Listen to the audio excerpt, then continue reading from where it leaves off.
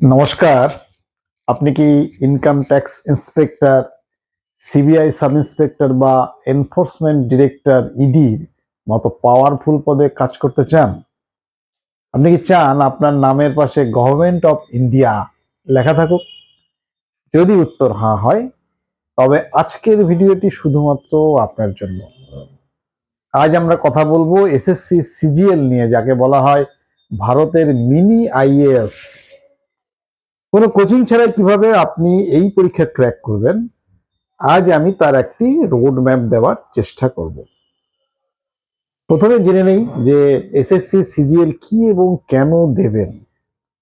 SSC CGL বা combined graduate level পরীক্ষা এটি প্রতি বছর স্টাফ সিলেকশন কমিশন আয়োজন করে। পদমর্যাদা হচ্ছে গ্রুপ বি এবং গ্রুপ সি লেভেলের অফিসার। স্যালারি এবং সুবিধা কিরকম? শুরুর স্যালারি মোটামুটি 70 থেকে 80,000 টাকা শহর ভেদে, সাথে রয়েছে আবাসন, মেডিকেল এবং অগাধ ক্ষমতা। যোগ্যতা কি দরকার? যে কোনো বিষয়ে শুধু একটি গ্র্যাজুয়েট ডিগ্রি থাকলেই আপনি আবেদন করতে পারেন। এবার বিষয় হলো যে পরীক্ষার প্যাটার্নটা কেমন হয়। দেখুন, টায়ার 1 ভার্সেস টায়ার 2 দুটো পরীক্ষায় এখন এসএসসি সিজিএল অনেক সহজ হয়ে গেছে, কারণ এখন মাত্র দুটি ধাপ।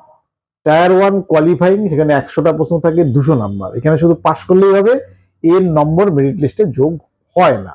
আর টায়ার 2 যেটা মেরিট, এখানে আসল যুদ্ধ। ম্যাথ, ইংলিশ, রিজনিং এবং জিএস জেনারেল স্টাডিজের এই 4টি বিষয়ের উপর ভিত্তি করে আপনার চাকরি হবে।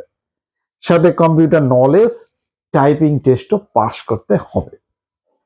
এবার দেখুন বিষয়ভিত্তিক পরীক্ষা এবং বই কি পড়বেন। দেখুন, গণিতের জন্য, ম্যাথের জন্য অনেকেই ভয় পান, কিন্তু সিজিএল এ ম্যাথ মানেই কিন্তু প্র্যাকটিস। অ্যারিথমেটিক এবং অ্যাডভান্স ম্যাথ দুটোই সমান জোর দিতে হবে। বই কার পড়বেন? একটু দেখে দেবেন অন্য বইয়ের মধ্যে রাকেশ যাদবের অথবা কিরণ পাবলিকেশনে এই দুটো বই আপনারা দেখতে পারেন। ফর্মুলা মুখস্থ না করে কনসেপ্ট বোঝার দিকে আপনাদেরকে নজর দিতে হবে। ইংরেজি কি পড়বেন? দেখুন, বাংলা মিডিয়ামের ছাত্রদের জন্য একটা বড় চ্যালেঞ্জ, কিন্তু নিয়ম মেনে যদি এটা পড়েন, এটা কিন্তু স্কোরিং সাবজেক্ট। এটা নিতু সিং ভলিউম 1 তার গ্রামারের জন্য এবং ব্ল্যাক বুক ভোকাবুলারির জন্য আপনারা দেখতে পারেন। প্রতিদিন যদি একটি ইংরেজি নিউজ পেপার, দ্য হিন্দু বা ইন্ডিয়ান এক্সপ্রেস পড়ার অভ্যাস রাখতে পারেন, এটা কিন্তু বিরাট কাজে দেবে। রিজনিং এর জন্য কি করবেন? সব থেকে সহজ পার্ট এটা। এখানে 50-এ 50 পাওয়া সম্ভব। যে কোনো প্রিভিয়াস ইয়ারের বই, পিনাকেল বা কিরণ, এদের বইগুলি আপনি করুন। মক টেস্ট দিন, আলাদা করে বই পড়ার দরকার নাই, প্রতিদিন আলাদা করে মক টেস্ট দিতে থাকুন। এরপরে হচ্ছে জেনারেল স্টাডিজ, জিএস। এই জিএস কিন্তু এখানে গেম চেঞ্জার। কারেন্ট অ্যাফেয়ার্স আর স্ট্যাটিস্টিকে জোর দিতে হবে। দেখুন, লুসেন্টের জিকে এবং মনোহর পান্ডের জিকে, এই দুটো বই আপনারা দেখতে পারেন। শেষ এক বছরের কারেন্ট অ্যাফেয়ার্স কিন্তু মুখস্থ রাখতে হবে। গোল্ডেন রুলস কি? মক টেস্ট এবং রিভিশন। বই পড়া শেষ করলেই চাকরি হবে না, আসল কাজ হলো মক টেস্ট দেওয়া। টেক্সট বুক বা অলিভার বোর্ডের নিয়মিত মক টেস্ট দিন।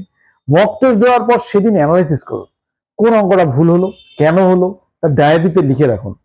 মনে রাখবেন, মক টেস্টে কিন্তু আপনাকে অফিসার বানাবে। এইবার দেখুন কতক্ষণ পড়বেন, কিভাবে মাইন্ডসেট ঠিক রাখবেন। দিনে 8-10 ঘন্টা পড়ার চেয়ে 5 ঘন্টা কোয়ালিটি স্টাডি কিন্তু অনেক বেশি জরুরি। এবার রুটিন কিভাবে করবেন? সকালে ভোকাবুলারি পড়ুন, দুপুরে ম্যাথ করুন, বিকেলে রিজনিং করুন, রাত্রেবেলা জিএস করুন।